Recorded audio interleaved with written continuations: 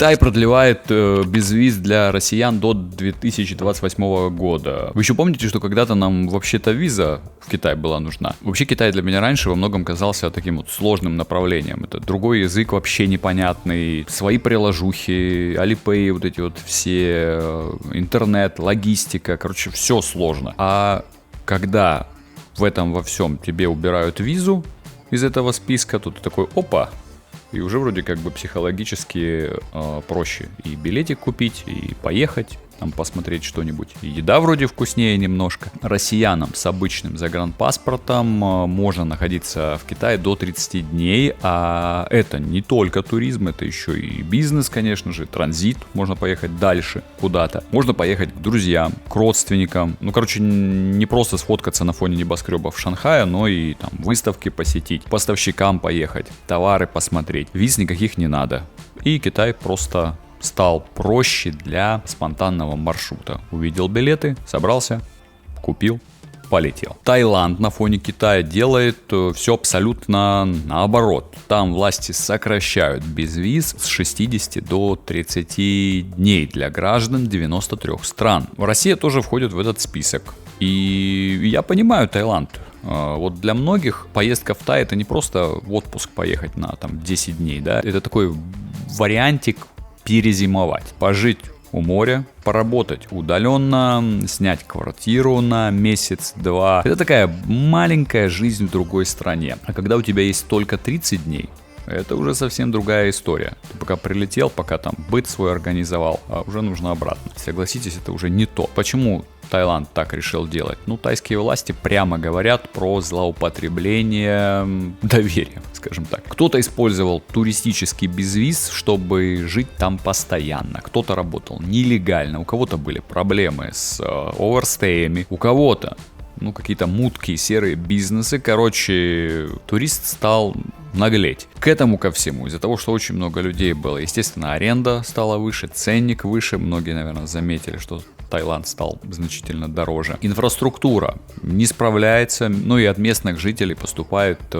очень много жалоб, особенно на туристов, которые за пару месяцев забывают, что они в Таиланде находятся в гостях, а не у себя дома. В Таиланде сокращают сроки пребывания туристов в 2 раза и бонусом к этому добавляют сборы. Планируют ввести общенациональный туристический сбор в размере 300 бат, это около 8 баксов, с каждого иностранного гражданина. Вы скажете, офигели что ли? За семью это уже, да? Денежка какая-никакая. А нечего было из Тая тагил устраивать. Деньги планируют направить на развитие туристической инфраструктуры и создание обязательного медицинского страхового полиса. У меня вообще есть полис, да, можно мне не платить. А куда вообще платить эти сборы? Сейчас прорабатывают механизм включения налога в цифровую карту прибытия. Многие они вообще забывают и потом лихорадочно бегают на границе, что надо было, так без виз же. Зачем что-то заполнять? Под шумок к этому и отели накидывают сборы. Помимо государственного налога на въезд, некоторые отели добавляют собственные экологические или зеленые сборы. Около 100 бат за ночь. Если можно содрать, что бы не содрать, да? Таиланду важно докрутить процедуру до автоматизма, чтобы процедура не выглядела как откровенная обдиралова и не создавала, самое главное, диких очередей в аэропортах. Ребят, мы же отдыхать приехали, сделайте все комфортно. Мы вам сбор, вы нам комфорт. Как обмануть работодателя? Чтобы узнать, отправимся в Америку. Американские иммиграционные службы заявили, что больше 10 тысяч иностранных студентов числились на работе в очень странных компаниях. У них в Америке есть такая программа OPT. Это Optional Practical Training. По-русски, рабочая практика, если сохранить. Вообще, чтобы вы понимали, ради нее многие едут учиться в США. Ты заканчиваешь университет и можешь легально остаться работать по специальности. Обычно на год, если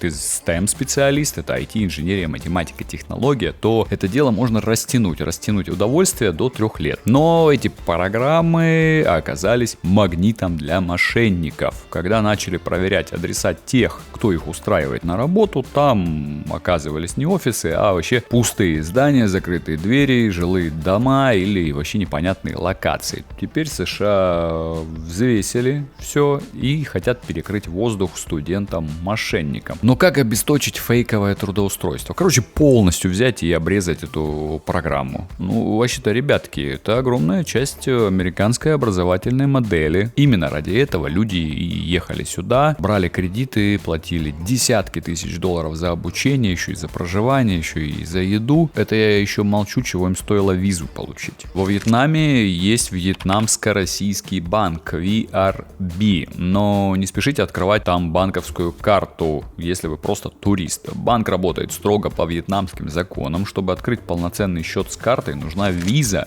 или TRC, действующая минимум 12 месяцев. Если у вас обычная туристическая электронная виза на 90 дней, VRB даст только счет до востребования. Физической карты не будет, и платить в магазинах с него не получится. Даже если у вас нужная виза и карта открыта, банк может потребовать доказательства легальности ваших денег. Хочешь положить зарплату? Покажи трудовой контракт с вьетнамской компанией. Привез валюту с собой? Обязательно декларируй ее на таможне. Без штампа банк может не принять наличие. Как итог, открыть счет в VRB реально, но только если ты легально живешь во Вьетнаме и соблюдаешь правила. Туристам проще ограничиться наличкой и местными платежными приложениями. В посольствах США начали спрашивать, был ли ты в Африке. Зачем они это делают? Вообще, в мае 2026 года подтвердили вспышку Эболы в Демократической Республике Конго и Уганде. Из-за этого не только в США, но и другие страны начали усиливать санитарный контроль. Но зачем это спрашивать подающих на визу? Идите вон, самолеты проверяйте ваши, которые в Африку летают каждый день. Чё в консульствах суету наводить? Из Африки в США ежедневно по 20 рейсов прилетают. Вон где вопросики свои надо задавать. Вот Канада ввела временные меры для пассажиров из затронутых регионов. У некоторых путешественников может быть обязательная изоляция на 21 день. Ну окей, что делать, если вы действительно были в Африке? Ну, лучше говорить конкретно. Страна, дата поездки, маршрут и были ли вы в регионах, где фиксировали вспышку. Вот, допустим, Египет, Марокко и ЮАР — это тоже Африка, но совсем не то же самое, что поездка в Уганду. Согласны?